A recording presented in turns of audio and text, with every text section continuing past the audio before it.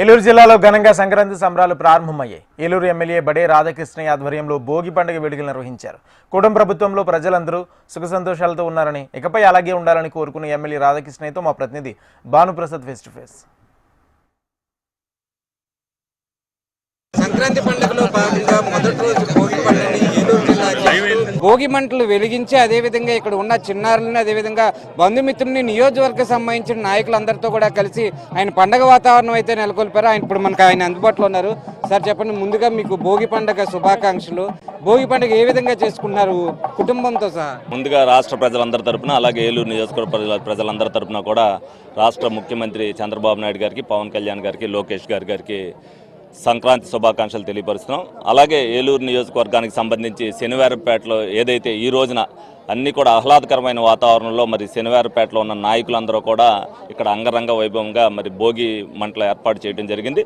ఏదైతే మనం అందరం కూడా చెడుని పారద్రోలి మంచిని మన మనసులోకి తీసుకురావాలని భోగి మంటలు వేస్తామో ఆ భాగంగానే మరి ప్రజలందరూ కూడా ఈ వేడుకల్లో పాల్గొనడం జరిగింది. సంక్రాంతి అనగానే కోడి పందాలు ఏదో పేకాట్లో కాదు, సాంప్రదాయబద్ధంగా ఏదైతే చిన్నప్పటి నుంచి కూడా జరుగుతాయి అన్ని ఆటలు కలిపి తప్పనిసరిగా మహిళలు ఆడుకునే ఆటలు కానీ, మగవాళ్ళు ఆడుకునే ఆటలు కానీ అనేకమైనవి ఉన్నాయి. అవన్నీ కూడా సాంప్రదాయబద్ధంగా కనుమరుగవుతున్న రోజుల్లో మరి అవన్నీ కూడా ప్రజలకు వివరించాలనే ఉద్దేశంతోనే సాంప్రదాయబద్ధంగా మరి 3 రోజుల నుంచి కూడా వేడుకలు నిర్వహించడం జరుగుతుంది.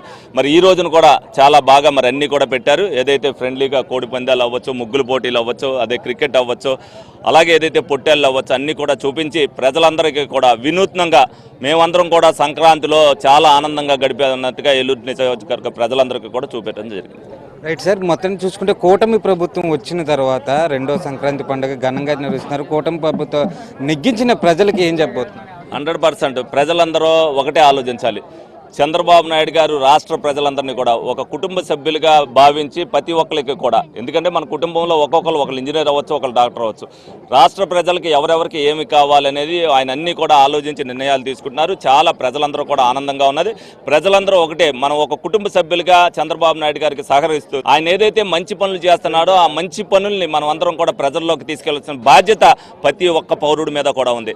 ఆయన రాష్ట్ర అభివృద్ధి కోసం అహర్నిశలు కూడా మరి ఈ ఏజ్లో కూడా అందరినీ కూడా పనిచేయిస్తూ మమ్మల్ని కూడా ఎప్పటికప్పుడు ఏ విధంగా ఏదైతే జరుగుతుందో అని చెప్పి మమ్మల్ని కూడా అలర్ట్ చేస్తున్నందుకు ఆయనకి ధన్యవాదాలు తెలుపుకుంటూ రాష్ట్ర ప్రజలందరికీ నేను కోరుకునేది ఒకటే, ప్రతి ఒక్క పౌరుడు కూడా ఏదైతే రాష్ట్ర పరిపాలనని అందరూ కూడా ప్రజల్లోకి తీసుకెళ్లవలసిన బాధ్యతను ప్రతి ఒక్కరు కూడా తీసుకోవాలని చెప్పి ఈ సందర్భంగా కోరుకోవడం జరుగుతుంది. రైట్, మీరు ఇందాక చెప్పినట్టు కోడి పందాలు పేకాట్లే కాకుండా అని చెప్పారు. ఎంత ఇప్పుడు కోడి పందానికి వెళ్తున్నారా?